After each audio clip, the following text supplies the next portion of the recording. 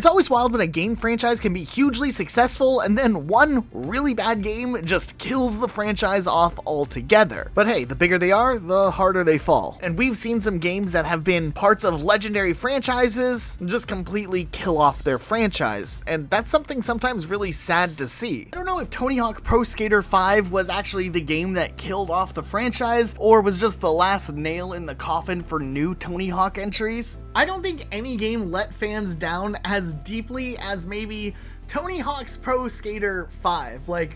There was some weird stuff going on with this game's development. Okay, so when it comes to classic Tony Hawk experiences, you think of the games that were made by Neversoft and Activision, and those were pretty great. Classics, if anything. But by the mid to late 2000s, Guitar Hero was blowing up in popularity, and that was Neversoft's big moneymaker under Activision. So instead, the Tony Hawk IP would be shifted over to a different studio, Robomodo. Now, this studio would go on to make a Tony Hawk game known as Tony Hawk Ride and Tony Hawk Shred, which required the use of a skateboard peripheral to control your skateboarder. I guess they were trying to compete with the popularity in more realistic skateboarder games like Skate, but man, was this thing not responsive and very, very difficult to control. In a small redemption arc a few years later, they would release Tony Hawk's Pro Skater HD, which was a remake that took some maps from the original game and Tony Hawk Pro Skater 2 and later DLC from Tony Hawk Pro Skater 3, and gave players an HD Tony Hawk experience that was more akin to the original gameplay.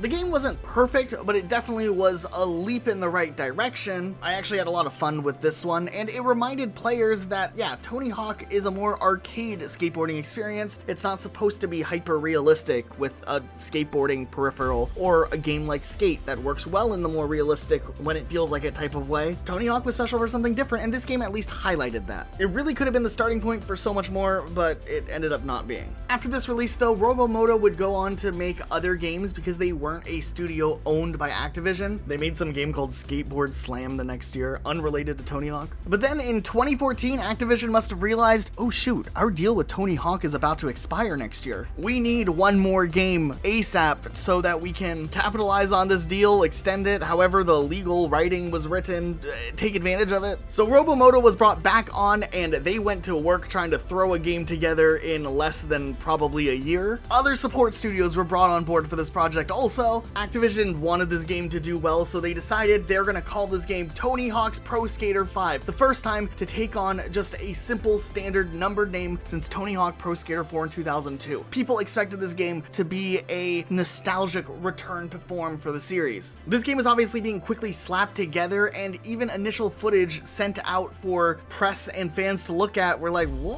what is this? What is going on here? These graphics look like it was actually from 2002. No time to spare, Robomodo ended up implementing a new cel-shaded art style that would go over the gameplay footage. Activision said that they did that because it was an artistic choice when really it was likely done so that the game could run at 60 frames per second with the least amount of optimizing as possible, also with, those outdated graphics not looking the best. This game released at the end of 2015 and was literally unplayable unless you downloaded the 8GB day one patch. Without the patch, all you could play was the tutorial and the park creator. You had to go ahead and download this 8GB patch for the game to actually get to see the rest of the game, and honestly, there wasn't really much of a game here either. This game was rough, and fans and news outlets were quick to put this game to shame, probably rightfully so. This game ended up being so bad that Entertainment Weekly named it the worst video game of 2015, and to this day, we never would see a Tony Hawk Pro Skater 6 or anything new from the Tony Hawk franchise other than the actually really fun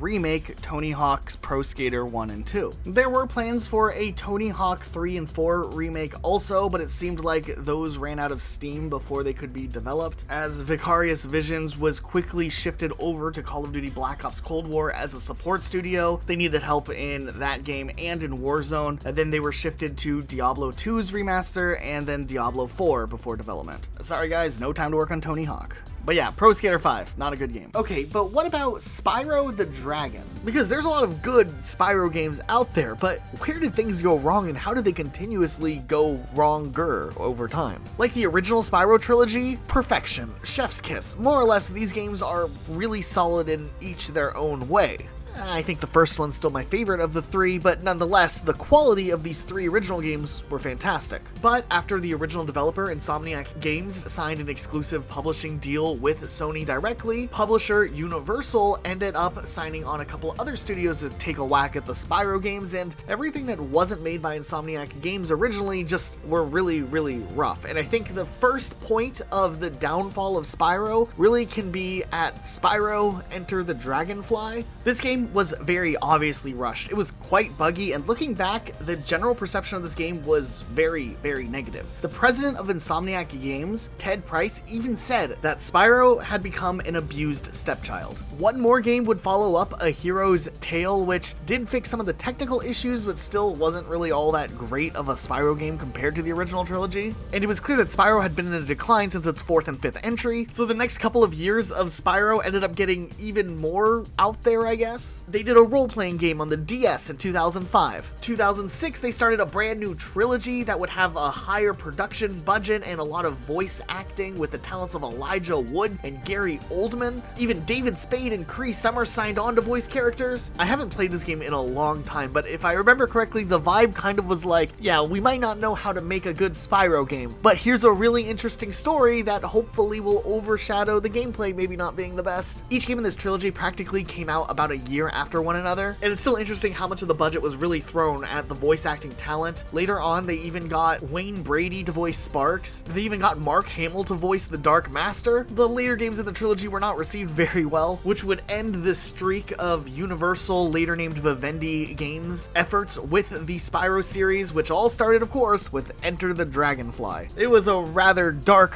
era for Spyro fans that sometimes got a little better randomly and then got worse again. At this point with the trilogy over, though, Activision took over as they merged under Activision Blizzard, and Vivendi Games as a part of the merger, and Spyro's very last spark of hope was stomped out with the release of Skylanders, a completely unrelated franchise that would repurpose Spyro the Dragon as originally the mascot for this toy video game hybrid, and it was very clear they were just using Spyro as a mascotting tool, not anything for existing fans that liked those older Spyro games. Later on, Spyro wasn't even like the main mascot of this series anymore, which means in this case, I think there's two main Spyro games that killed the franchise off. I would say starting with Enter the Dragonfly and then ending with Skylanders. There's a reason we haven't gotten a new Spyro game. We've gotten close with a very good remaster of the original trilogy, but no word on a true to form Spyro 4 just yet. Okay, if you were like a kid or a teenager in the middle to late 2000s, you probably remember how hugely successful Guitar Hero was. It honestly started out as something that looked like a stupid gimmick or a toy, but then when people actually tried the game out, they were like, hey, this is actually kind of fun and challenging too. Tied with some good music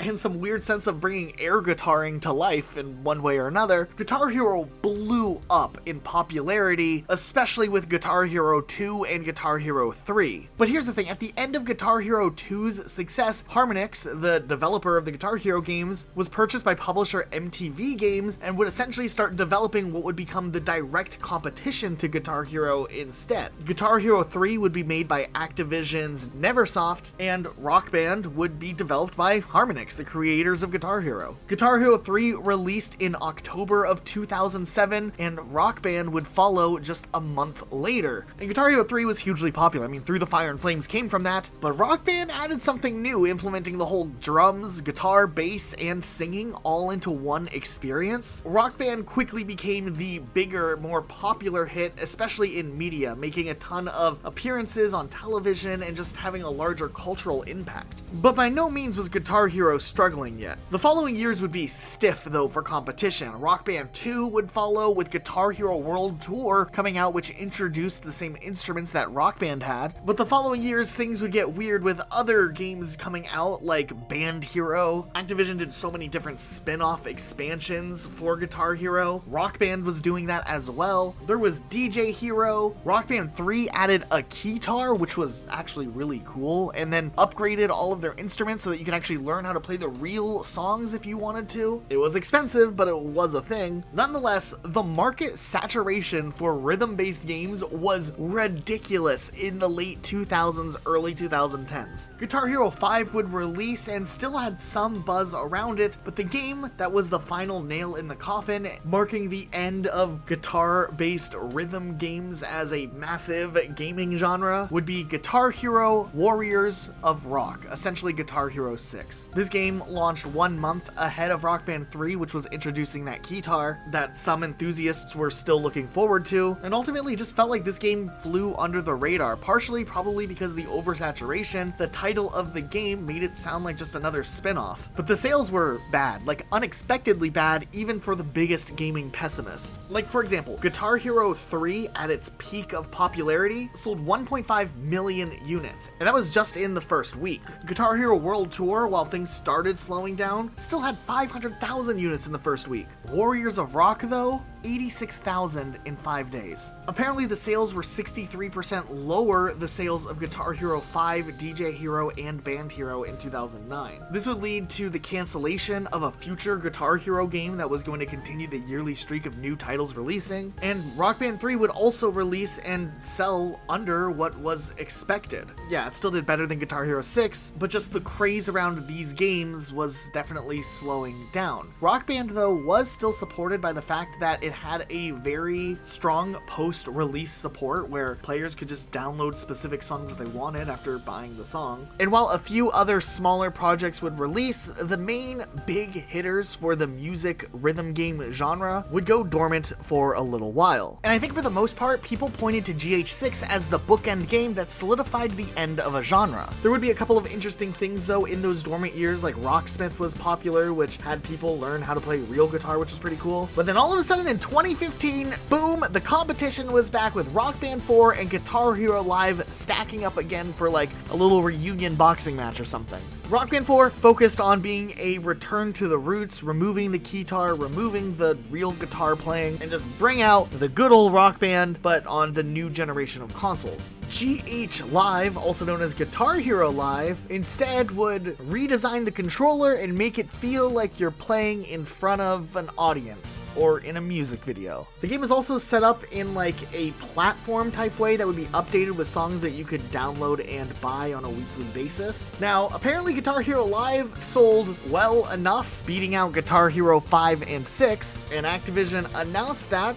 was cool, but then they also announced that they were going to be laying off like 50 staff members from the studio that made the game. On the other hand, Rock Band 4 released, and originally the development of that game wasn't planning to have any competition from a random Guitar Hero game that would spring up. I think the game sold well enough, but not nearly as explosive as the popularity that those games once had in the late 2000s. Harmonix would eventually do a Kickstarter campaign to try to build a platform where they could continuously support the game for the long term, which they did end up getting that funded. Epic Games later would acquire Harmonix, and while they did announce shutting down older servers, Epic Games actually migrated the servers for Rock Band 4 over to their new platform so people could continue to play and use the music that they've purchased over the years in Rock Band. Also, the whole GHTV live service that Guitar Hero had that abruptly randomly shut down without much notice resulted in a class action lawsuit against Activision. Activision eventually ended up offering refunds to anyone that had purchased Guitar Hero Live from December 2017 to January 2019.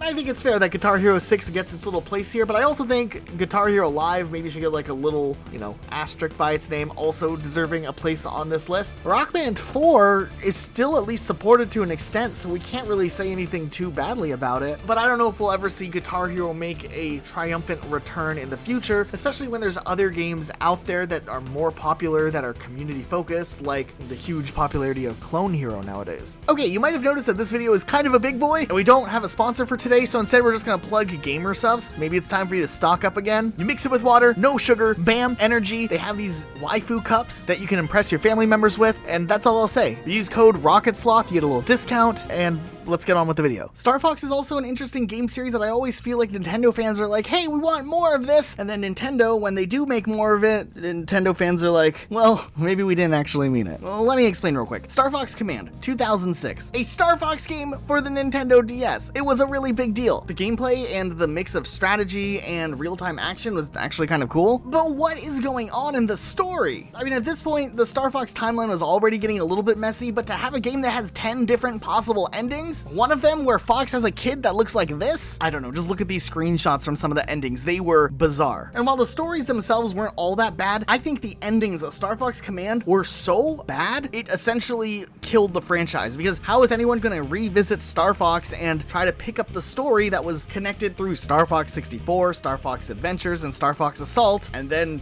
this game, and run with it from there? They literally backed themselves into a corner for no reason. A few years later, Star Fox 64 3D came out, a remaster of the original Star Fox 64 game. This could have been an interesting jumping off point to just kind of retcon everything else in the series and just start back from here with future titles and continue the story as something that happened after Star Fox 64. Nope, a few years later, we get probably the final nail in the Star Fox coffin, but Star Fox Zero. This game was a reimagining of the original story from Star Fox 64, which was already remastered on the 3DS and existed originally as a reimagining of the original Star Fox game on the Super Nintendo. So we're like 4 different remakes deep at this point. And then the whole game was tied to this gimmick of having to aim with the Wii U gamepad. Nobody was really excited to have to play like this. It just seemed really awkward. It played well enough, but also the graphics were nothing really to write home about. Matter of fact, the game was only really in development for a little over a year. They had some prototypes built, and then Nintendo started looking for another studio to develop out this idea that they had. Maybe if this game came out closer to the launch of the Wii U, the gamepad usage would have seemed cool and exciting, but with it being 2016 by the time this released, people were definitely over the Wii U, and the gamepad was really just like a novelty type thing that existed. The writing was on the wall for this game before it even launched, and the game did not sell very well, and becomes one of the main Nintendo titles from the Wii U era to not make its way onto the Nintendo Switch. I mean, the game was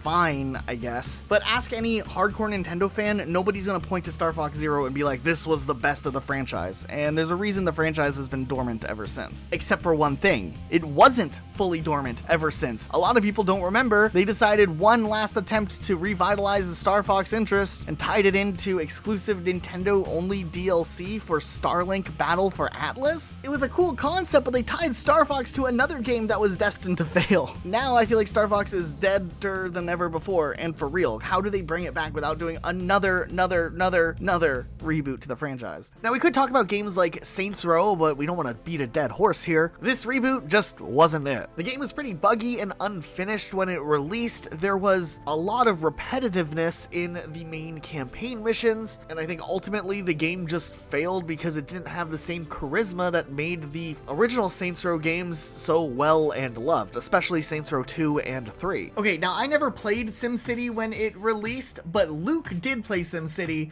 and he definitely had an experience of all time.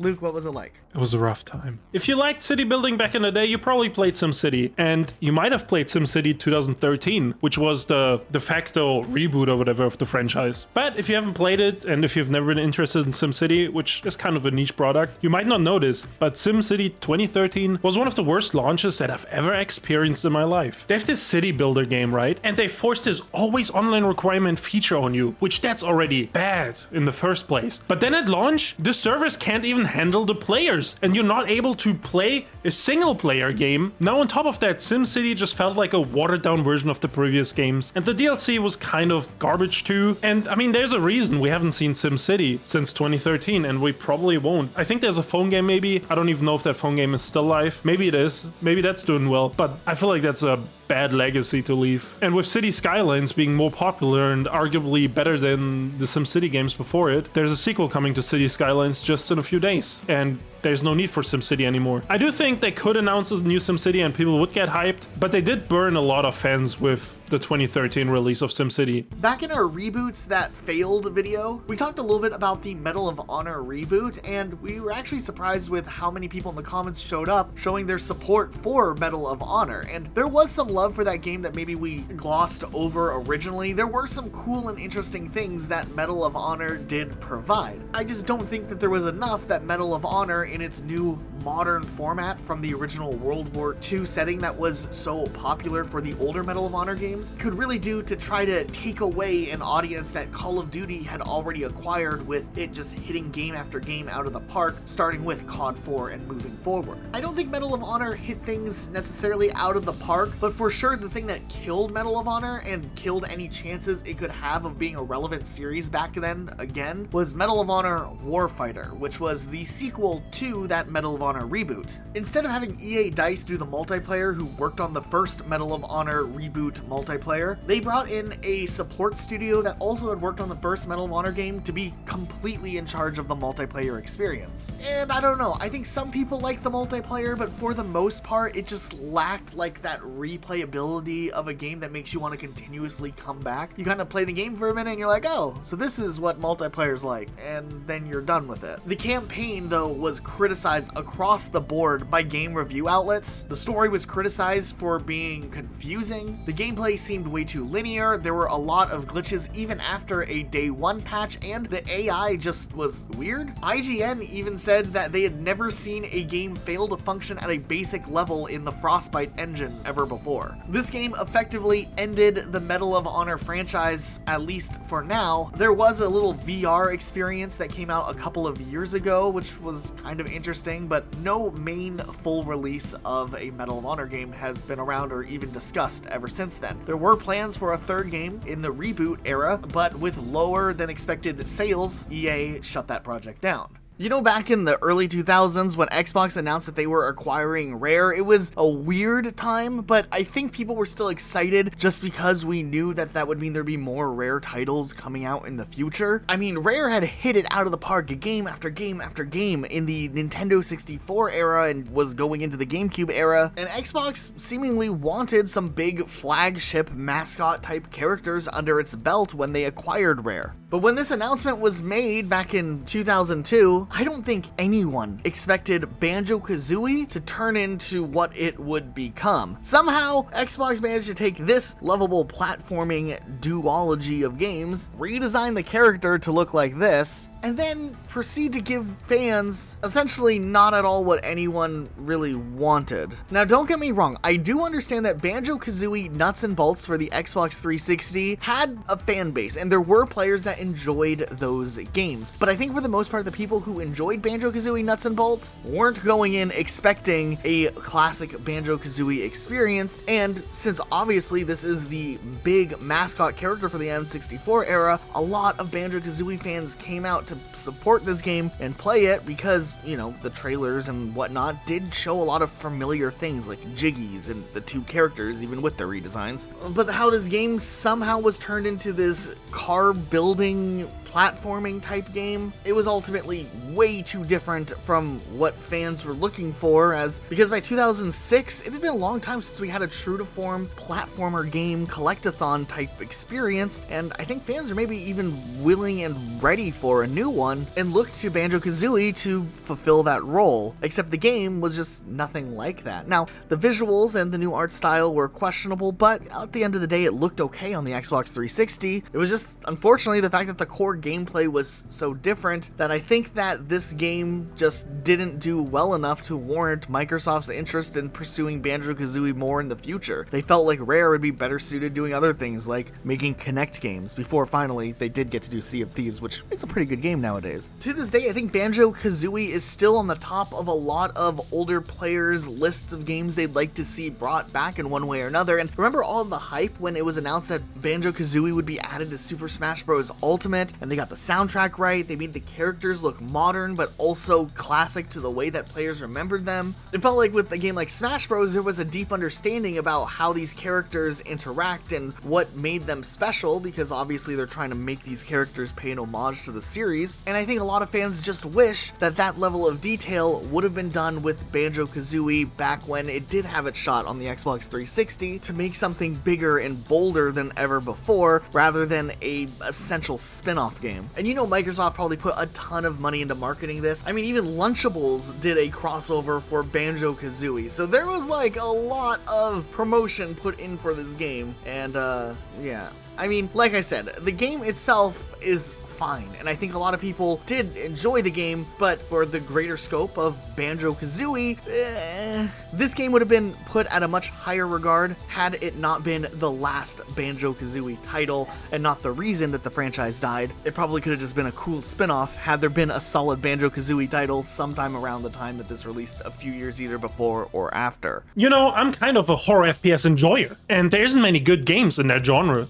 It's a very niche genre, but Fear 1 and Fear 2 were banger games, and both those games were highly rated by fans and critics alike. By the time the third game came out, people did kind of criticize the game a little more for its shift in tone, since the third one shifted towards an action-oriented gameplay style, where the previous titles heavily balanced the mix of first-person shooting and psychological horror. Then some people thought Fear 3's narrative was also weaker and there wasn't a lot of mystery going on, which also is a valid criticism. But I still think overall the game was okay, it was good, it was playable, and I still think it was a fun game. But so many games around that time did introduce a multiplayer, and so did Fear 3. It was kind of cool, but honestly, it's just tagged on, and I don't think most players that like the first two games really needed this multiplayer. And I mean, it's always the argument to be made when a multiplayer gets tagged on, it takes away from the single player development, and you know, maybe resources get allocated to the multiplayer that could have made the single player greater. I don't think Fear 3 was that bad that it ended the franchise. What actually was that bad that ended the franchise was Fear Online, a free-to-play multiplayer game that was developed by Inplay Interactive. Now, I actually played this one back in the day when it released, because, you know, I didn't have access to many first-person shooter games. Usually I would have to borrow some from friends since my parents wouldn't buy them for me. So a free-to-play shooter, that was amazing to me. Now, the game actually kind of was dead from the beginning as far as I remember it. I remember playing this in 2014, which was the release year, and I was struggling to find matches. You know, maybe I was just like stupid and I didn't know how to set it up, but I remember struggling to find lobbies and I would only find lobbies sometimes. So in my memory, this game was dead from the get-go. And besides issues like the monetization or, you know, the bugs, glitches, issues with the hit detection, and just generally the gunplay not feeling that great, it always baffled me the idea that you take this horror FPS game that was focused on this psychological horror story and you make a multiplayer game. I mean, Resident Evil has tried it many times and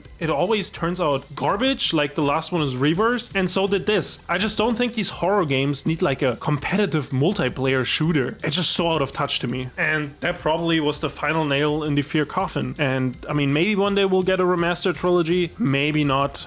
Probably not, but I don't think we'll ever see a new Fear, which is sad, because I did enjoy the first two games and even the third one. Now, while I'm already talking about horror games, I might as well quickly mention Dead Space 3, which killed its respective franchise. Dead Space 1 was a great horror game. I have fond memories of it. I remember playing the game and me and my friend were sitting in the same room and we were too scared to play it, so we would toss the controller back and forth. And then Dead Space 2 came around and it expanded on the story and it was still very good, and the setting was different enough to at least keep me interested in the franchise. Then the third one gets announced and it's gonna be a co-op game, which, you know, I love co-op games. I love playing games with friends, and maybe a scary game like this is a little less scary with some friends. But there's a reason we haven't seen a mainline Dead Space sequel, because Dead Space 3, frankly, just sucked. You know, there wasn't anything wrong with the gameplay necessarily. It was just all over the place with the story. Actually, recently, me and Elijah hopped on the game because I finally talked him into it after months and years. And we played the first level, it was okay. You know, the snow was still different, but, you know,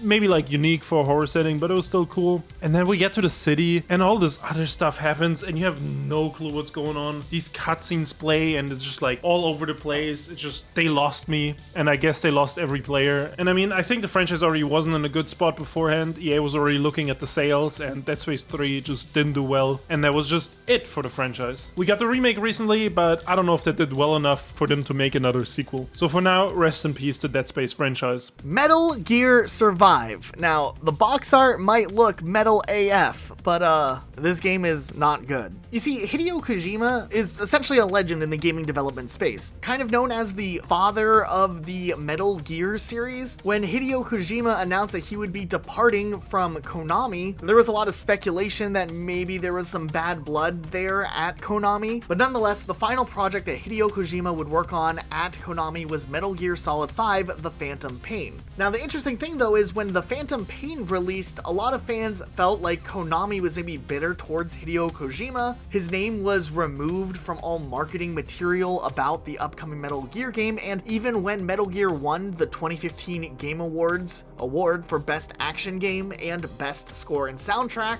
they didn't have Hideo Kojima there. He was reportedly barred from attending the event, and instead they had Kiefer Sutherland accept the award on his behalf. Fans definitely thought this was kind of weird already, and then when another Metal Gear game got announced, this time being a game not made by Hideo Kojima, fans were very skeptical that Konami might just be trying to quickly milk the series for any cash that they can, and yeah, I'm pretty sure that's what was happening. We got some interesting concepts here. We have some zombies, some poor survival mechanics, controls that aren't that good, gameplay that's really not all that fun, and some alternate timeline stuff going on. There was a lot of recycled assets from Metal Gear Solid 5, and then this game being tied to things like microtransactions, always having to have an online connection to play the game, and just the game feeling really generic across the board gave this game pretty average reviews. This game saw a 95% decrease in sales from Metal Gear Solid 5, which isn't very good. So yeah, if you've ever wondered what happened to the Metal Gear series, it's over.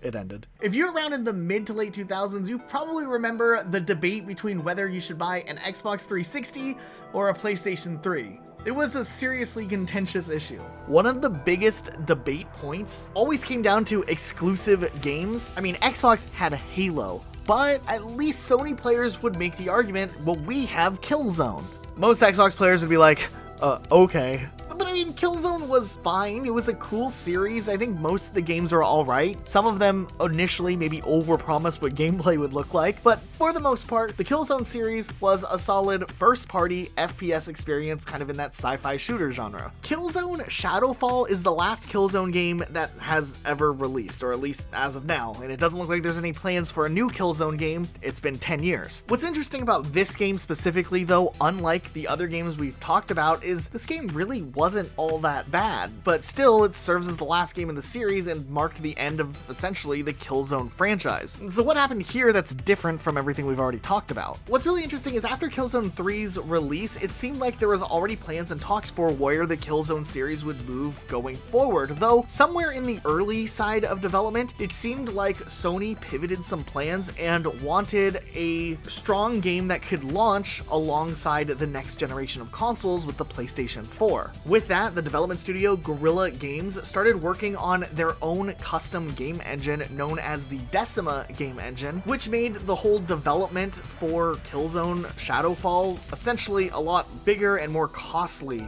of a process. What's interesting is Killzone Shadowfall did release in 2013, and while it maybe wasn't praised as heavily as some of the older Killzone games, it was received pretty well actually. It definitely was overshadowed by stiff competition in the FPS market, but held its own and even sold over 2 million copies, so it was a financial success. Unfortunately, we don't really have too much information as to why another Killzone game wouldn't ever get made again, but we can speculate a couple of things. The most likely thing is the studio just wanted to work on something else, and they would go on to make Horizon Zero Dawn, which now is its own big series with an online game and a third game on its way. Also, the Decima engine that they made continues to be developed on and upgraded year to year, and it's worth noting that Guerrilla Games isn't the only development studio that uses this engine. This is like the main engine that Sony PlayStation titles end up using. Death Stranding used the Decima engine, all of the Horizon games use the Decima engine. It also looks like Death Stranding 2 will likely use it as well. So yeah, Killzone Shadowfall, while the story maybe wasn't as great as the other ones, wasn't necessarily a bad game, but I guess it just became a result as a forgotten game that is now the end of that series. I don't know, what do you guys think? Should they make a new Killzone game? Man, it's still crazy to me that it's been over a decade pretty much since we've had a Splinter Cell game. Those older games were so awesome. It was just a really unique experience having this really fluid stealth mechanic built into a spy game. And while the single player was really really cool. Some of the multiplayer games that had come out over the years also were praised for being really unique, having some interesting cooperative and competitive mechanics tied in. So it's really interesting that Splinter Cell Blacklist is the last Splinter Cell game we ever saw, which released in August of 2013. Now, for all intents and purposes, Splinter Cell Blacklist was actually not a bad game. It was praised pretty much across the board. A lot of people had good experiences with it, and while maybe it's not talked about as much nowadays, I think it partly was in fact that it released towards the end of the life cycle of the Xbox One and PlayStation 4, for example. Oh, and it did come out on the Wii U also. It just put it in a weird spot to justify a lot of people buying it when they're already looking to buy the next generation of consoles, and there's a lot of games stacked up in late summer, early fall of 2013. I mean, we had GTA, Call of Duty Ghosts, Battlefield 4. That's honestly just a handful of all of the games that were released that year. But yeah, the game had good reviews, and it's interesting to see that there was nothing ever made again. The main thing that we can see as the reason maybe this dropped as a priority for Ubisoft was because of the fact that the game didn't meet its sales expectations. Apparently, Ubisoft had expected that Splinter Cell Blacklist would sell at least 5 million units, which is a pretty big ask, where the game ended up only selling 2 million units. So I guess because of that, they haven't been too confident to greenlight a new Splinter Cell game. It wouldn't be the full end for the Splinter Cell universe though, as we would see Sam Fisher appear in a couple other things like Ghost Recon, and now he's an operator in Rainbow Six Siege. I mean, he's an old man now, but I think it's time that maybe we take a look at the Splinter Cell series again and either do a reboot to the series or introduce a new character to take on the reins from Sam Fisher himself. Still, it is interesting that just because a good game couldn't sell well enough, it marked the end of a very loved franchise. Let's switch gears and talk about, like, the little engine that couldn't.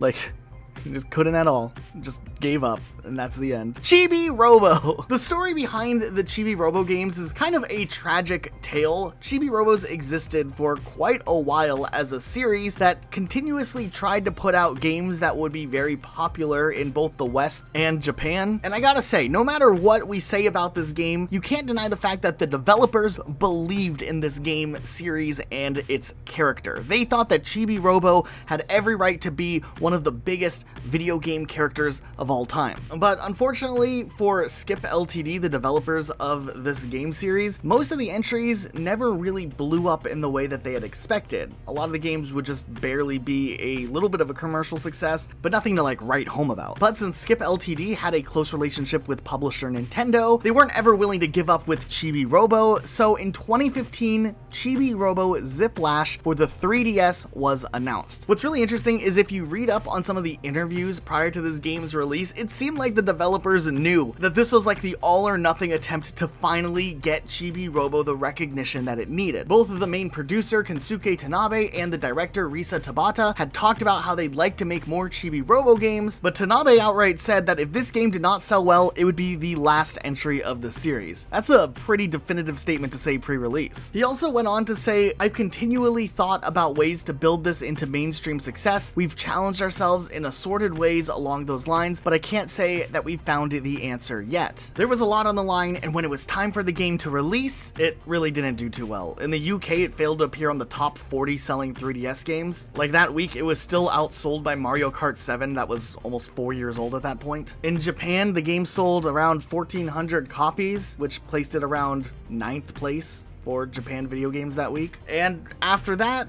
nothing was really heard of from Chibi-Robo again. Now, the game itself had mixed to positive reviews, but nonetheless, it was a critical and commercial failure. Now, of course, there hasn't been any news on Chibi-Robo, but that didn't stop the Nintendo fanbase and the small Chibi-Robo fanbase to still speculate that more could come in the future. I remember in 2017, 2018, there was a lot of speculation that Chibi-Robo would be introduced for Super Smash Bros. Ultimate. That never happened. Fans thought perhaps the company was working on another Chibi-Robo game, but nothing's been announced, and actually now that it's been quite a few years, a lot of people are speculating as to whether or not the company is even open anymore. Their website domain has now gone completely dead, the CEO doesn't have the website in his Twitter profile, and the building that had the offices for Skip Ltd is occupied by a different company now. So unless Skip Ltd has a new office somewhere and they're working super secretly quiet, their company might be gone altogether. It's always sad when this type of stuff happens, but they did bank on Chibi-Robo being really successful, and I don't think that that game necessarily had that potential. The platforming itself was fun, but there was nothing memorable or extra that really would make it stand out against a game like Mario, for example. So, rest in peace, Chibi-Robo Ziplash. You will be remembered, at the very least. Do you guys remember how much a mess Crackdown 3 ended up being? You know, in the late 2010s, after the whole Xbox One launch, Xbox was really trying to regain some ground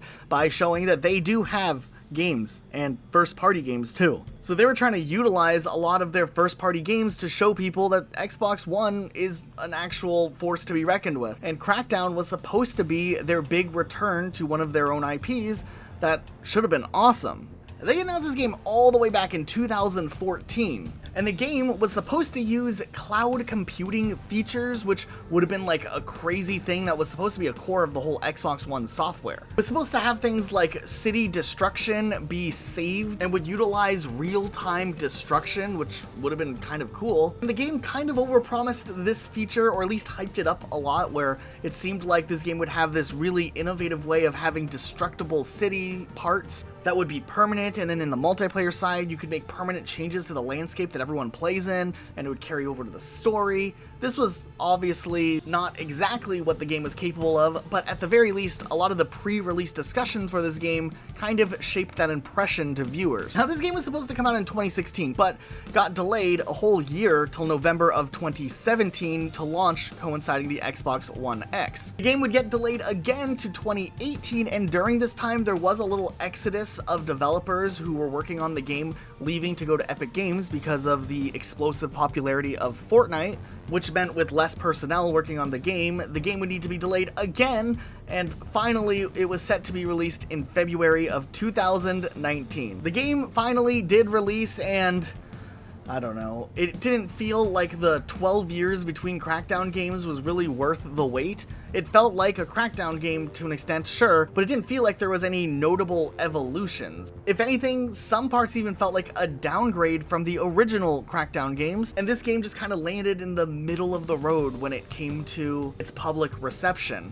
But of course, with the way that Xbox had handled things during that entire decade of 2013 to probably now, it seems like Xbox is really down for throwing a ton of money into marketing, promoting games, and making the games look like something that you really want to experience, just to actually get into the game and find that it's something else. And I feel like Crackdown was a victim to this ideology as well. After the game's release, it would actually turn out that Cloud Engine, one of the developers for Crackdown 3, was purchased by Epic Games during the development of Crackdown 3. It wasn't anything that was explicitly hidden, but not something that was really publicly known about until after the game's release, and then Crackdown 3's developers were really just thrown into the Fortnite mix. And while we don't know for certain that everyone's working on Fortnite, we do know that the company is working on Unreal Engine, and obviously that does power Fortnite. So it is interesting to see how Fortnite did change a lot of the gaming industry very early on with its huge explosion into popularity. Now, there are some other games that are really interesting that also kind of end up being the main face of a Dead franchise where nothing new comes for a very long time.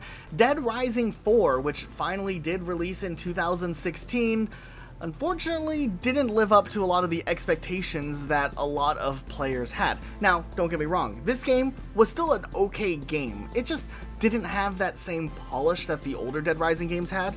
Now, this game was developed by Capcom Vancouver and published by Microsoft Studios, and while this game did have some cool fresh ideas and the gameplay once again not being the worst thing, it mostly felt like the story was one of the weaker parts, and then of course the lack of co-op mode is always something we don't like to see when an older game has co-op. Also, with a story not being as good, when you have gameplay that is a little bit repetitive and you have to do just kind of a lot of these objectives repeatedly, it just doesn't feel as polished of an experience as maybe what you would hope for or remember if you're a fan of the older Dead Rising games. Ultimately, a fun game, this game only ended up selling 1 million units, where Capcom had the expectation of at least 2 million. There was plans for a sequel game known as Dead Rising 5, and it did enter development at Capcom Vancouver for Windows and Xbox One, and apparently it would have served as a prequel happening between Dead Rising 2 and 3, but unfortunately Capcom ended up closing Capcom Vancouver, and this project ultimately ended up being cancelled. You know, going into the 2000s, Sega really had a rough time keeping up with everything that was going on, and while companies like Nintendo had a huge roster of popular characters across different franchises, Sega had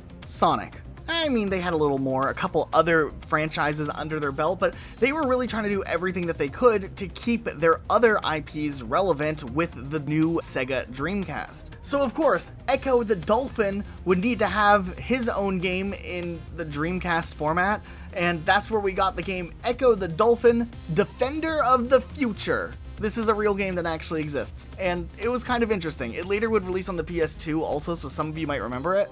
But I don't know, you're a dolphin, you swim around, there's some voice acting, you get some power-ups, it's a good time.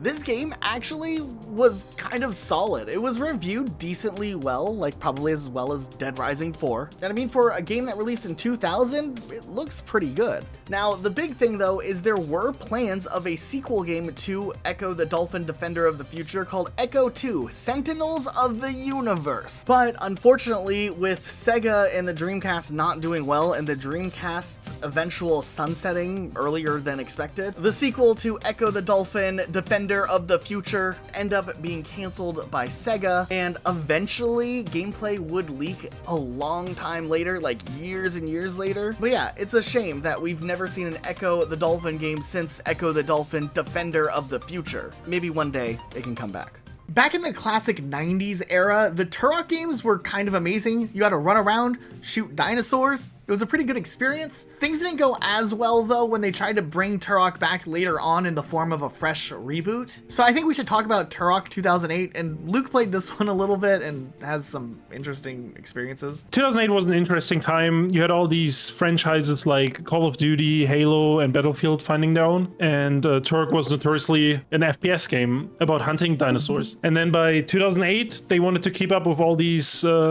big first-person shooter IPs, and they made Turok 2008. And they tried to rely on the multiplayer heavily. Wait, they went for the multiplayer more than the single player? Yeah, they had a decked-out multiplayer. They wanted it to be the next big thing, like Call of Duty would have. I'm actually really surprised about that. Just to be honest, I thought a game like that was more heavily implied with the single player. Yeah, I mean, notoriously it has been, right? And it was always like, you know, the first couple of games, there was like magic and stuff in it, and it was like a little science fiction-y, obviously, because you're fighting dinosaurs on like planets and stuff. But I think with the 2008 remake, they also really went like the gritty, realistic route, and that also kind of took away from the original charm. I remember Turok, one of the older Turok games on the N64 did some weird stuff where it was like a multiplayer only game too, if I'm remembering correctly. So I don't know, maybe they just didn't know what to do with that one. Yeah, I mean, I want to say like the studio was already financially struggling, and Turok 2008 for sure didn't help, and that's probably why we haven't seen the Turok since 2008. Well, speaking of games that were originally from like that Nintendo 64 era or Nintendo era, F-Zero Climax is a game that you put on this list as a recommendation of one that we needed to talk about.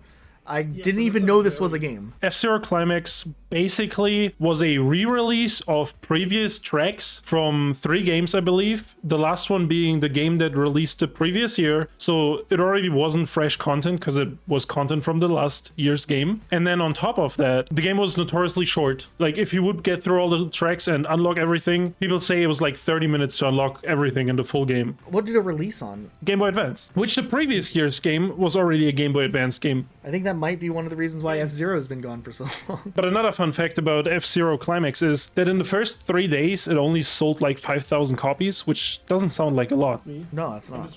And this was Japan only, and I think it just wasn't a success in Japan, and that's why we never got it in the West. People always talk about like the Super Smash Bros. Cast of characters and like how they're iconic franchise protagonists.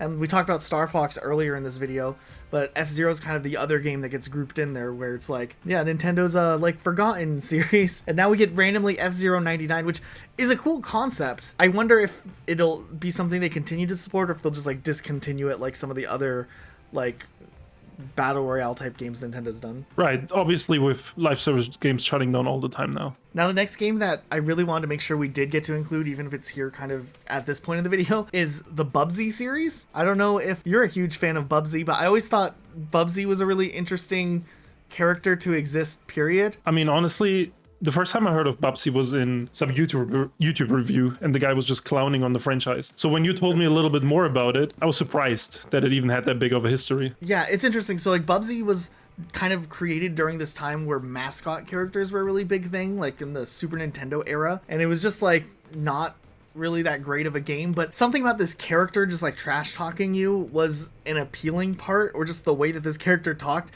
It was obnoxious. It was bad, and the games weren't good either. But Bubsy 3D really just like took the cake with being one of the greatest worst games of all time. Specifically the camera, the platforming, it was awful, and then Bubsy constantly just talking was one of the weirder things. And I don't think Bubsy maybe had like the legs to be this huge, long, successful franchise, but at some point someone dreamt up this character and said, yes, this is it. This is the future, and it's Bubsy. And Bubsy was dead for a really, really long time, and then a few years back we saw a random Bubsy revival, which is interesting because essentially, I can't remember the studio that did it, but they took a different game that studio had already made. I think it's like called like the Gianna Sisters or something. Right. I remember that, yeah. Yeah, and they just like took those assets and just slapped Bubsy in there and had Bubsy voice acted for it. And I remember when we started Rocket Sloth, I reached out to the Bubsy Twitter account through DMs to try to get a review code. The response I got was someone pretending to be Bubsy on Twitter saying that they were going to go and get me a review code. But like they were in character DMing me, which was a weird experience. And then we never got the review code. Damn. Never heard from him again. I think they made a sequel to that game. I think it was just another asset flip, and that was it. Bubsy was dead again. No more Bubsy. Speaking of mascot characters, we have Blinkx from the original Xbox. I guess Xbox and Microsoft really wanted to make an attempt at establishing their own mascot character. You know, Nintendo had Sonic. Nintendo had Mario. Nintendo had Mario. Sega had Sonic. PlayStation kind of had like Spyro as the mascot for a while. Crash Bandicoot, Jak and Dexter. There was a lot of things like going on over there. But Xbox had nothing. So they were like, we need something to launch with. And Blinkx was the game. And Blinkx, interestingly enough, was supposed to be Xbox's appealing character for Japanese markets. The game underperformed in international markets, probably alongside the Xbox not performing well. But the game still performed well enough where Microsoft is like, you know what? You guys go ham. Make us a sequel. And the sequel was not really at all like the first game, and I think that probably hurt that game more. They just tried to change too much. It was like there was like two sides to the story, and you would make your own character. You barely even play as Blinkx, even though he's supposed to be the mascot character. That game was a little weird. I mean, people are nostalgic for Blinkx just because of the character, but I think the gameplay itself in that second one was less memorable. And yeah, they did not hire the company back to make a third game. So that was the end of Blinkx, I think. For now. Probably forever. Next on our list, we have Lost Planet 3. Do you know much about this game? Honestly... No? We don't know anything about Lost Planet 3. No, honestly, no. Jengos mentioned this to us, and he was really passionate about it. So I think he got betrayed by this game. It was a very personal attack. It sold 27,000 units on the PlayStation 3 in the first week of being on sale, the lowest sale debut for the installment in the series, and Capcom described the game's sales as below expectations, due in part to intensifying competition in the European and US markets. Whatever that means. I didn't even realize that Lost Planet 3 came out in 2013. I thought Lost Planet was like this early 2000s franchise or mid 2000s franchise. Yeah, I mean, I always think about it as like a 360 franchise too. And I guess 2013 there was still 360, but late 360. It was like the very end of the 360 life cycle. That also could have been an issue, right? You release a sequel so late in the console generation when the new one is already on the horizon. That's true, and I think that's what we saw.